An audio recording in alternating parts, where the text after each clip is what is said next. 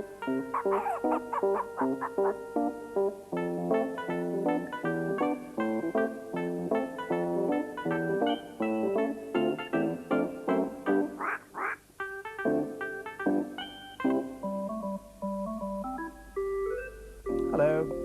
Do you know what this is? It's a magnifying glass. It makes things seem much, much bigger than they really are. Just look at my eye. Do you see how big it looks? Now, there's a magnifying glass in this Noah's Ark story. It's all about counting up the people and the animals to make quite sure that they were all there. If you go to school, teacher probably does exactly the same thing. She has a list with all your names on it. Mr. Noah's son, Shem, had a list too, and on it were all the creatures on board.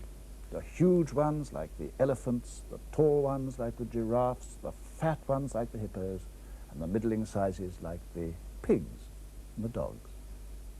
There were very, very tiny creatures, the tiniest of all called the insects, and that is where the magnifying glass came in, because some of them were so small, the ones like the ants and the flies, that Mr. Shem couldn't see them at all unless he had a magnifying glass. Now, some of the very small creatures are the spiders. There are some tiny little spiders, and I've drawn them quite big here. Here's one of them, and here's the other.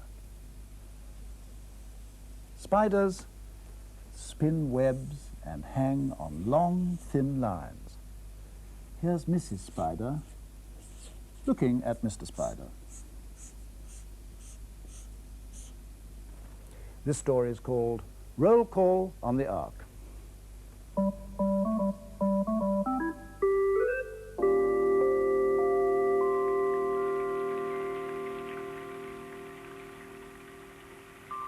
It had rained for 40 days and 40 nights. Then, at last, the sky cleared and the sun shone down on the Ark, and Mr. Noah decided to let all the animals go for a walk on deck. There was water everywhere, for the great flood had covered all the earth and swept everybody and everything away. Only the people and the animals Mr. Noah had brought aboard were safe. "And now," said Mr. Noah, "we must make sure we are all present and correct. People first." Then he called the roll of all the family.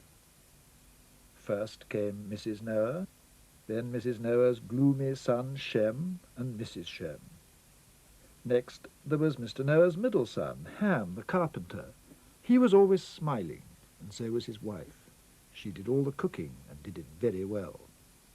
Lastly came the youngest son, Japhet, and his friend Janet. And when all of them had answered their names, Mr. Noah said, "And I'm here too. We are all present and correct." Now it was time for the animals. First of all, they counted the biggest ones. Then one of the elephants picked up Janet, and she counted the middle-sized ones. Meanwhile, Japhet was gathering the smaller animals around him.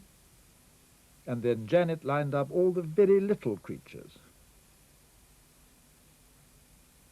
And finally, it was the turn of the birds. They were difficult to check, as they kept flying all over the place. But in the end, Shem was satisfied. That seemed to be the end of it, except for Crockle. He was the children's pet baby crocodile. He wasn't on the list at all. He was only there because kindly Ham had helped him to find a way on board without Mr. Noah seeing.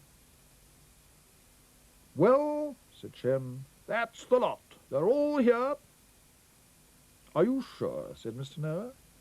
"I have a feeling we've forgotten something." Just then, everybody heard a loud cry from inside the Ark. So they all rushed in and found Mrs. Noah very frightened. A big spider was hanging from the ceiling beside her, and Mrs. Noah was terrified of spiders. There, Mum," said Ham. "It's only an insect. It won't hurt you." But Mr. Noah clapped his hand to his head and cried, "Of course, the insects! I'd forgotten all about the insects. We must make sure that they are all here too. Bring the magnifying glass, Shem." and he led the way to a dark corner where all the insects had been put. They weren't very easy to see, but with Shem, Ham, Japheth and Janet all helping, they were soon found. There was one pair of houseflies for a start, then a couple of ladybirds. Then they noticed that Shem was scratching himself. He scratched, and the harder he scratched, the more his brother laughed at him. "You've been bitten," cried Ham, "by 2 fat fleas, if you ask me. You can tick them off your list." And Ham laughed so hard that he had to sit down. But then he jumped straight up again with a loud yell. "Ouch! I've been stung." "By a wasp, I expect," said Shem, who for once was actually smiling. "It serves you right for laughing at me." "Yes, it was a wasp, all right," said Janet. "And there's the other one," said Japheth. "You can cross those off your list as well, Shem." "It's lucky it was a wasp and not a bee," said Noah. "Bees often die when they sting, and if that had happened, I don't know where we would have found another one." "And now," went on Mr. Noah importantly, but at that moment the wooden post he was leaning on broke. "Well, I'm blowed," said Noah. "You can add a pair of woodworms to your list, Shem. We shall have to lock them up. They eat wood. There'll be nothing left of the Ark if we aren't careful. And now, as I was saying, let's put all the insects out together so that we can see who's here." So everybody collected all the insects they could find and put them down in pairs on the table. Under the magnifying glass, they looked like this. "There, I think that's the lot," said Mr. Noah. "Only wait a moment. There's still one couple missing. The caterpillars." "Why, of course," agreed Shem. "There were indeed 2 caterpillars. I remember what a lot of food they ate." "In that case, we must find them," said Noah. So everybody, including Crockle, spent the rest of the day looking for the missing caterpillars. The sun was just setting when Mrs. Noah called everyone to the place where she kept her plants. "Look," she said, "what are those 2 funny brown things on this leaf?" "Of course," replied Noah. "How stupid of me to forget. That's what happened to the caterpillars. We can stop looking for them." "What does he mean?" asked Janet. "I don't know," said Japheth. But Mr. Noah wouldn't tell them any more. "Just wait and see," he said.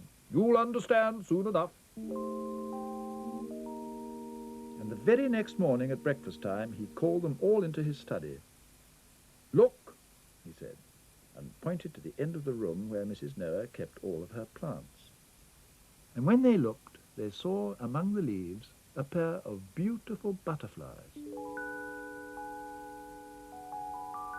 "You see," said Mr. Noah, "each of those strange brown things we saw is called a chrysalis. That is what caterpillars turn into, and when they come out of the chrysalis, they have changed into butterflies. That is what happened to our 2 caterpillars.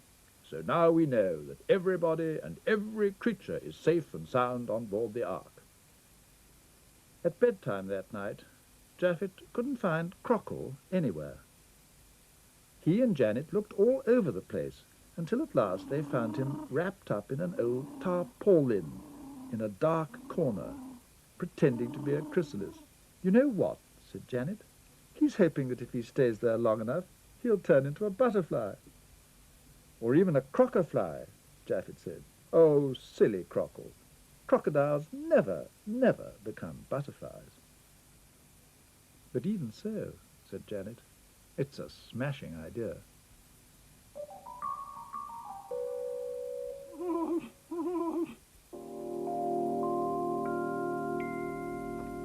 And that's the end of Roll Call on the Ark.